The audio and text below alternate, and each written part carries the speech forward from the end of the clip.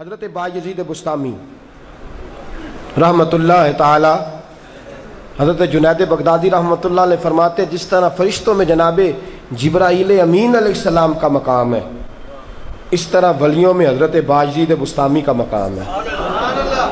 حضرت بایزید بسطامی، حضرت ابو الحسن خرقانی رحمۃ اللہ علیہ فرماتے ہیں قیامت میں اللہ حضرت بایزید کے کہنے پر لاکھوں مسلمانوں کو جنت عطا فرمائے گا۔ اتنی بڑی شخصیت سلطان العارفین حضرت بایزید بسطامی، پڑوس میں آپ مسلمانوں کے پیشوا تھے، اور اتفاق کی بات یہ تھی ساتھ ہی یہودیوں کا پیشوا بھی رہتا تھا، بالکل ساتھ۔ بڑی اس کی منتا تھی، یہودی بڑا مانتے تھے، آتے جاتے تھے اس کے پاس، بڑا اس کا نام تھا۔ امام صاحب حضرت بایزید رحمۃ اللہ علیہ کی بڑی مخالفت کرتا، بہت سارے غلیظ الزامات بھی لگاتا آپ پر معاذ اللہ، لیکن آپ خاموش رہتے، کہتے میرا مزاج نہیں، اگر وہ کر رہا ہے تو اس کا ظرف ہے، میں نہیں کوئی ایسا جواب دوں گا۔ بڑا تنگ کرتا، بڑی اذیت دیتا، لیکن آپ کوئی اعتراض نہ کرتے کسی قسم کا۔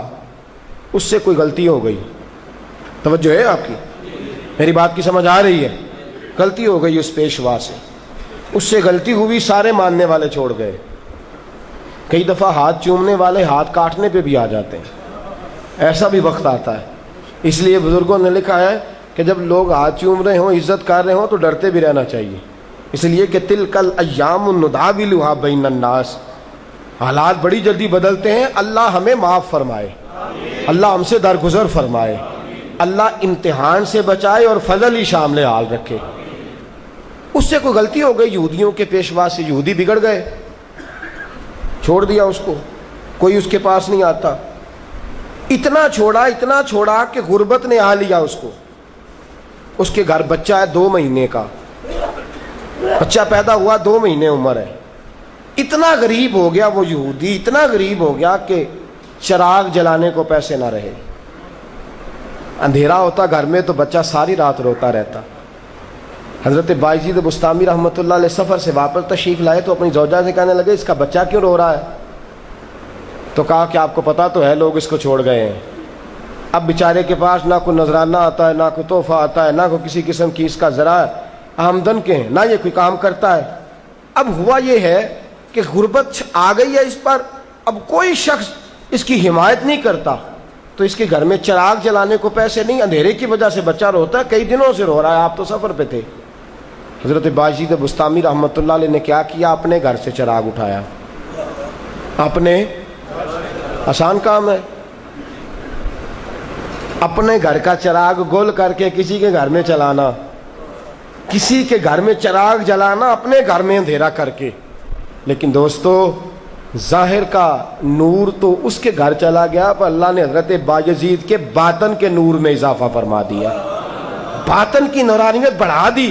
حضرت بایزید بسطامی رات کا اندھیرا، دروازے پہ دستک دی، یہودی نے دروازہ کھولا، اب جانتا تو وہ بھی تھا نا سارا کہ ساری زندگی میں مخالفت کرتا رہا، الزامات دیتا رہا۔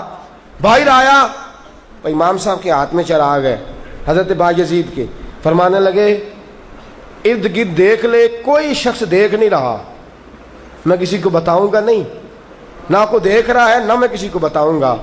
2 جملے کہے، چراغ تھمایا، اور حضرت بایزید واپس آ گئے۔ یہودی نے یوں ہاتھ پہ چراغ رکھا ہے اور حضرت بایزید کے آنا جانا دیکھ رہا ہے۔ آپ اندر تشریف لے گئے، وہ بھی اندر آ گیا، اس کی بیوی کہنے لگی چراغ، کہنے لگے بایزید دے گئے۔ اگلے دن پھر رات تھوڑی گہری ہوئی، لوگ سو گئے بسطام کے، لوگوں کا سونا تھا کہ حضرت بایزید نے پھر چراغ کے اندر تیل ڈالا، موٹی بتی لگائی، اس کو جلایا، دروازے پہ دستک دی۔ پہلا جملہ یہ کہ یار دیکھ لے، نظر دوڑا کے دیکھ، کوئی نہیں رہا، اور مسلمانوں کا پیشوا ہوں تو اچھی طرح جانتا ہے میں جھوٹ نہیں بولتا، میرا وعدہ ہے کسی کو بتاؤں گا بھی نہیں، چراغ رکھ لے، تیرا بچہ روتا ہے۔ یہودی کہتا ہے دے کے چراغ چلے گئے، میں نے کوئی جواب نہیں دیا۔ تیسرے دن پھر آئے، کہتا ہے چراغ دے کے جانے لگے تو یہودی نے شور مچانا شروع کر دیا، لگا مسلمانوں باہر نکلو، سارے یہودیوں، عیسائیوں، نصرانیوں، آتش پرستوں، سارے آؤ باہر نکلو، چھتوں پہ چڑھو، کھولو دروازے۔ حضرت بایزید منع کر رہے ہیں، تو کیا کر رہا ہے، کیا بیوقوفی کر رہا ہے؟ کہا نہیں نہیں نکلو باہر، شور مچایا، لوگ باہر آ گئے۔ کیا ہوا؟ کہنے لگا یہ بایزید ہے، یہ بایزید ہے، یہ سارے بولیے گا یہ بایزید ہے۔ فرمایا زندگی بھر میں مخالفت کرتا رہا، مجھ یہودی کا بچہ روتا ہے تو یہ اپنے گھر میں اندھیرا کر کے چراغ میرے گھر میں چھوڑ جاتا ہے۔ کہنے لگا بچہ تو میرا چراغ کی روشنی میں سو جاتا ہے، پر میں اس کے کردار کی وجہ سے ساری رات جاگتا رہتا ہوں، 3 راتیں بیتنے کو ہیں، بایزید کا کردار مجھے سونے نہیں دیتا۔ دنیا والوں زندگی بھر میں نے مخالفت کی، اب میں تمہیں گواہ بنا کے کہتا ہوں کہ اس دھرتی پہ اگر میں نے کردار کے لحاظ سے کسی کو کھڑا پایا ہے تو بایزید کو پایا ہے۔ فرمایا یہ مجھے تنہائی میں نیکی کر کے جاتا تھا اور میں پورے بستام کو گواہ بنا کے کہتا ہوں بایزید بھی سچا، بایزید کے شیخ بھی سچے، بایزید کے مذہب کی کتاب قرآن بھی سچی، اسلام بھی سچا، اور محمد عربی کی نبوت بھی سچی ہے۔ میں ساری چیزوں کو تسلیم کرتا ہوں اور مان جاتا۔ عزیز دوستو، کردار پیش کریں، ہمسائے کے ساتھ اپنے تعلقات تھوڑا سا نا اپنے اندر ظرف کو بڑھائیں۔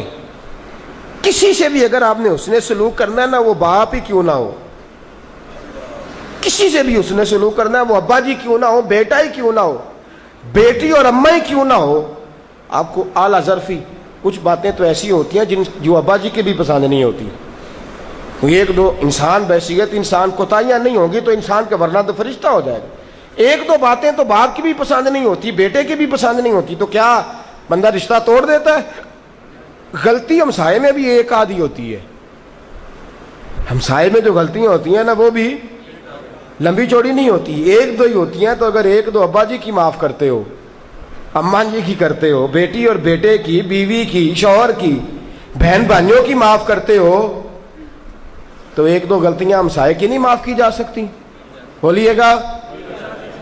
ہمسائے کے ساتھ حسن سلوک کریں، ہمسائے کو اپنی خوشی میں شامل کریں، ہمسائے کے ساتھ اپنے تعلقات کو استوار کریں، ہمسائے کے ساتھ اپنا رشتہ بنا کے رکھیں۔